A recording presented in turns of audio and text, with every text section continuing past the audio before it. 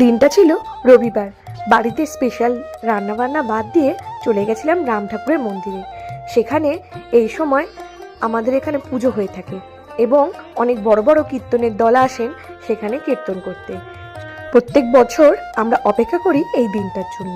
এখানে গিয়ে কিছুক্ষণ নাম কীর্তন শুনে আমরা দুপুরের প্রসাদ নিয়ে তারপর বাড়ি ফিরে যাই। সেইভাবে এবছর এই প্ল্যানটা করলাম। যেহেতু জায়েমেরা এসেছিলো তাই তাদেরকেও সঙ্গে করে নিয়ে গেছিলাম। আগে থেকেই আমার শাশুড়ি আর আমার ছেলে পৌঁছে গেছিলো, কারণ তাদেরকে আমার জায়ের মেয়ে মানে তার হাজবেন্ড নিয়ে এখানে দিয়ে গেছিলো। তো ওরা ওখানে কীর্তন শুনছে আর আমরা তোমাদের একটু ঘুরিয়ে দেখাই মন্দিরটা। এটা হলো কীর্তনের সভা, তোমরা দেখতেই পাচ্ছ এখানটা কীর্তন হচ্ছে। আর তারই অপোজিটে রয়েছে এখানে বসে খাওয়ার ব্যবস্থা, প্রসাদ পাওয়ার। আর দেখতে পাচ্ছ যে লাইনটা, সেই লাইনটা হচ্ছে প্রসাদ পাওয়ার লাইন। তো আমরা কিছুক্ষণ কীর্তনটা শুনে এবারে তোমাদেরকে ওপরে নিয়ে গিয়ে রাম ঠাকুরের মন্দিরটা ঘুরে দেখাবো।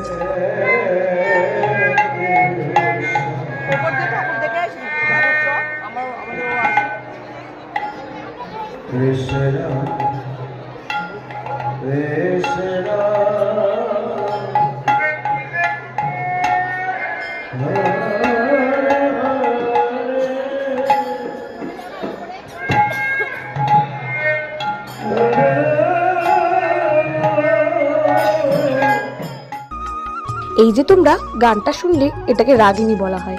এখানে কিন্তু রাগিনী এইভাবে হয়।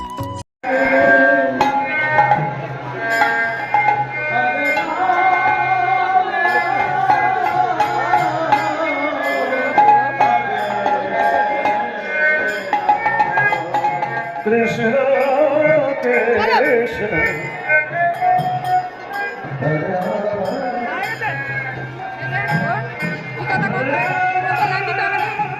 এই যে সিঁড়িপথ দেখছো এত সাজানো গোছানো, এটা ওপরে সোজা চলে যাচ্ছে রাম ঠাকুরের মন্দিরে। সেখানে ঠাকুরের শয়ন কক্ষ রয়েছে। চলো ওপরে গিয়ে তোমাদের একটু ঘুরে দেখায়।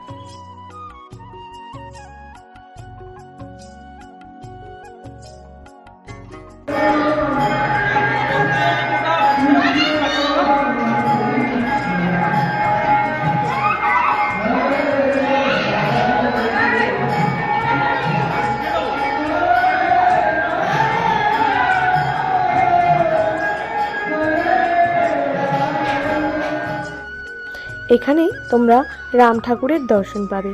আর এখানে আমাদের গোপুসোনাও রয়েছে, কিন্তু দেখে নাও কি মিষ্টি না লাগছে বলো। এবং চারদিকটা অপূর্ব সুন্দর লাগছে, চারদিকেই ফুল দিয়ে সাজানো। এখানে প্রচুর মানুষ প্রসাদ তৈরি করে সবাইকে খাওয়ান। এখানে এই বছরে এই টাইমেই পুজোটা হয়ে থাকে। তো আমরা সবাই সবসময় আসার চেষ্টা করি। আর এরকমভাবে আমরা প্রত্যেকবার এসে দেখি পুরো মন্দিরটা সেজে উঠেছে ফুল বাগানে। আর এদিকে দেখো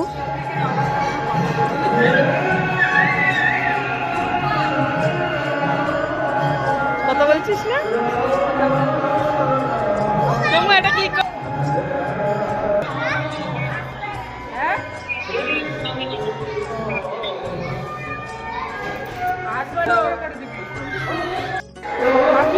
ওই ক্যামেরাটা ইয়ে করে দাও তো, ব্যাক ক্যামেরা নিয়েছি।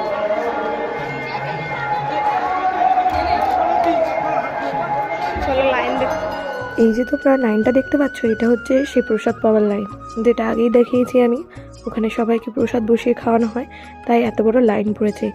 অনেক ভক্তের সমাগম ছিল, যেহেতু দুপুরবেলা, তাই সবাই এখানেই এসে প্রসাদ নিতে পছন্দ করে। দেখেছিস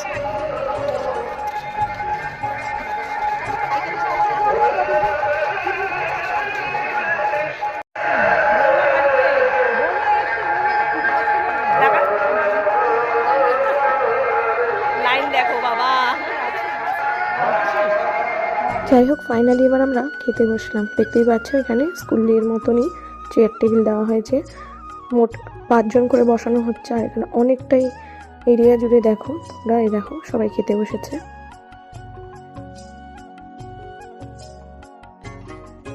ওটা হচ্ছে প্রসাদ তৈরির ঘর, আর ওখান থেকেই এসে সবার পাতে প্রসাদ দেওয়া হয়।